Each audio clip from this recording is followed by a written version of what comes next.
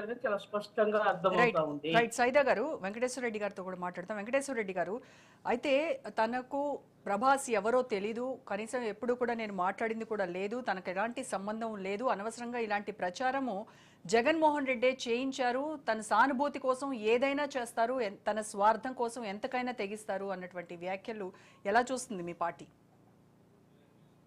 ముందుగా రాజన్యూస్ వీక్షకులకి, ప్యానెల్లో ఉన్న పెద్దలకి, మీకు, రాష్ట్ర ప్రజలకి శుభ సాయంత్రం.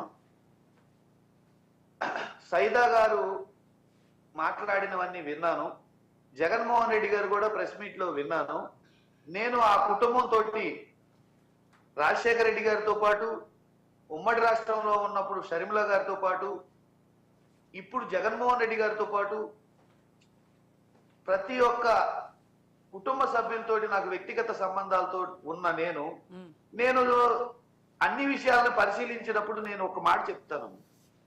జగన్మోహన్ రెడ్డి షర్మిలమ్మ గారి మీద ప్రభాస్ విషయం అనేది ట్రోల్ చేసింది తెలుగుదేశం పార్టీ కూటమి 14 నుంచి 19 వరకు అధికారంలో ఉన్న టైంలో ట్రోల్ చేశారు. ఫస్ట్ అది ఆ పాయింట్ గుర్తుపెట్టుకోవాలి. తర్వాత షర్మిలమ్మ గారే ఎన్టీఆర్ బాలకృష్ణ యొక్క బిల్డింగ్ నుంచి ఆ ఐపీ అడ్రస్ నుంచి వచ్చిందని చెప్పేసి షర్మిలమ్మ గారే ఆమె వాయిస్ తోటి ఆమె చెప్పిన వీడియోలు మన దగ్గర ఉన్నాయి. నేనేమంటానంటే, అప్పుడు షర్మిలమ్మ గారు అబద్ధం ఆడారా, లేదు ఇప్పుడు ఆడుతున్నారా, రెండిట్లో ఏది నిజం? నాకు తెలిసి రాజశేఖర రెడ్డి గారి బిడ్డ షర్మిలమ్మ గారు అబద్ధం ఆడరు అనేది నా నమ్మకం. కానీ ఈ రెండిట్లో ఏది నిజం? ఇప్పుడు చెప్పేది నిజమా, అప్పుడు చెప్పింది నిజమా? అది వాళ్లే తెలుసుకోవాలి.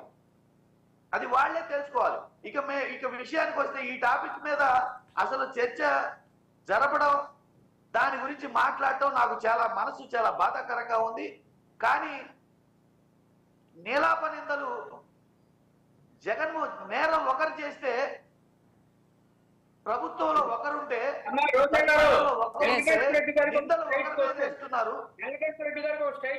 చెప్పండి సైదా గారు. వెంకటేశ్వర రెడ్డి గారు, మీరు 2014 నుంచి 19 వరకు షర్మిలమ్మ గారి మీద ఇలాంటి ట్రోల్ చేశారని చెప్పి మీరు మాట్లాడుతున్నారు. మీరు 2019 నుంచి 24 వరకు అధికారంలో ఉన్నారు కదా ముఖ్యమంత్రిగా. మీరు ఏం చేశారు ఈ 5 సంవత్సరాల్లో? కేసులు కట్టారు.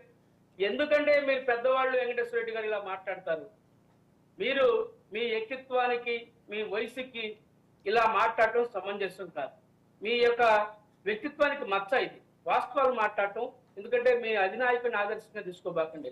రాజశేఖర రెడ్డి గారిని ఆదర్శంగా తీసుకొని మాట్లాడితే, ఆ కుటుంబంతో సన్నిహితమైనటువంటి వ్యక్తిగా మీరు వాస్తవాలు మాట్లాడితే బాగుంటుంది. నేను ఒకటే కోరుతా ఉన్నా, ఏం చేశాడు 2019 నుంచి 24 దాకా? నేను ముఖ్యమంత్రిగా ఉన్నాడు కదా. ఆన్సర్ చేయండి వెంకటేశ్వర రెడ్డి గారు. ఆ విషయంలో మందలించాడా? Right, okay. మీరు అధికారంలో ఉన్న 5 ఏళ్లు మీరు ఏం చేశారు? రైట్, చెప్పండి. ఇప్పుడు రాజశేఖర రెడ్డి గారి కుటుంబం మీద రాజకీయం చేయాలన్న ఉద్దేశంతో సైదా గారు మాట్లాడుతున్నప్పుడు మేమేం మాట్లాడలేము. మేము అంత విచ్చలవిడిగా మాట్లాడాల్సిన స్థితి మాది కాదు. వాస్తవానికి హానెస్ట్ గా చెప్పాలి అంటే, కోర్టు ఫోన్లు ఇచ్చింది మీరు. సైదా గారు ఒక్క నిమిషం. ఏం చెప్పాలి మేము? వెంకటేశ్వర రెడ్డి గారు చెప్పాలి. వెంకటేశ్వర రెడ్డి గారు మాట్లాడండి. ఆయన ఇంటరప్ట్ అవ్వనంటే మాట్లాడతాను. సైదా గారు ఒక 2 minutes మీరు కామ్ గా ఉండండి. ఆయన మాట్లాడిన తర్వాత సైదా గారు వెంకటేశ్వర రెడ్డి గారి వర్షన్ విన్న తర్వాత మీరు రెస్పాండ్ అవుతారు. కానీ ఆయనకి అబద్ధాలు మాట్లాడుతుంటే ఇంకేమనాలి మేము? ఈయన ఒక పక్కేమో ఈ డిబేట్ లో పాల్గొనటమే దురదృష్టకరం అని చెప్పి మాట్లాడతా, మళ్ళీ అబద్ధాలన్నీ వదిలివేస్తా ఉంటే పెద్ద ఆయన ఏం చెప్పాలి మేము? మాట్లాడండి. ఇప్పుడు వెంకటేశ్వర రెడ్డి గారు మీరు 2 నిమిషాలు ప్లీజ్, దయచేసి. సైదా గారు మాట్లాడండి. వెంకటేశ్వర రెడ్డి గారు.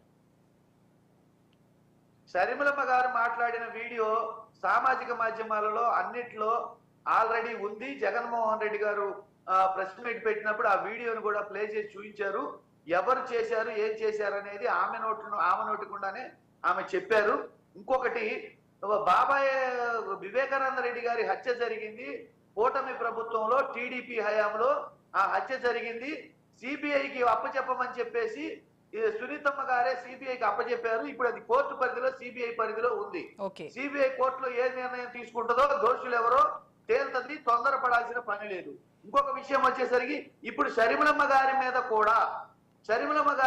కూడా ఎవరైతే ఆ బాలకృష్ణ యొక్క టవర్ లో ఉండి ఐపీ అడ్రస్ పెట్టి వాళ్ళు ట్రోల్ చేశారో వాళ్ళని మా ప్రభుత్వంలో ఆ వ్యక్తుల్ని అరెస్ట్ చేయడం జరిగింది. వాళ్ళ మీద కేసులు పెట్టడం జరిగింది. అది క్లియర్ అయింది. ఇప్పుడు మళ్ళీ ఆ అంశాన్ని లేవనెత్తుకొని రాజకీయం చేయడం కోసం బహుశా సైదా గారు కావచ్చు, కాంగ్రెస్ పార్టీ వారు కావచ్చు, కూటమి ప్రభుత్వం కావచ్చు, బహుశా ఇందాక సైదా గారు మాట్లాడే విషయంలో మాకు అర్థమైన విషయం ఏంటంటే 5 ఏళ్ల పరిపాలన తర్వాత మేము ఓడిపోయిన మాట వాస్తవమే, మేము ఓడిపోయి ప్రజలు మాకు ఇచ్చిన తీర్పు మాట వాస్తవమే. అదేదో కాంగ్రెస్ పార్టీ అధికారంలోకి వచ్చినట్టు, వాళ్ళ పరిపాలనలోకి వచ్చినట్టు వాళ్ళు సంబరపడిపోతూ మీకు కీలేరికి వాత పెట్టారు, మీకు ఇది జరిగింది, ఇప్పుడు ప్రభుత్వం మంచి పనులే చేస్తుంది అని చెప్పేసి సైదా గారు మాట్లాడుతున్నారు అంటే